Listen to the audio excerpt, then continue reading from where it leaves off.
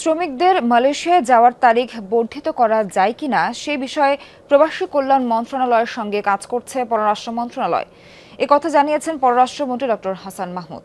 দুপুরে পররাষ্ট্র মন্ত্রণালয় ব্রিফিংয়ে কথা জানান তিনি। মন্ত্রী বলেন, মালয়েশিয়ায় শ্রমিক যেতে না পারার পেছনে কেউ জড়িত কিনা সে বিষয়টি খতিয়ে দেখা হবে।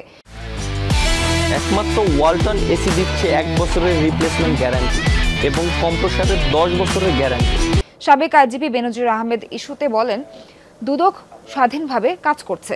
তার দেশ ত্যাগে যেহেতু কোনো নিষেধাজ্ঞা দেওয়া হয়নি, তাই তিনি যে কোনো জায়গায় যেতে পারবেন। এখন দেখার বিষয়ে 6 জুন দুদকের হাজিরা দেন কিনা। এ সময় তিনি অভিযোগ করেন, উদ্দেশ্য প্রণোদিত ও বাংলাদেশের শান্তিরক্ষী বাহিনীকে খাটো করার জন্যই তথ্য উপাত্ত ছাড়া ডয়েচে ভেলে প্রতিবেদন করেছে।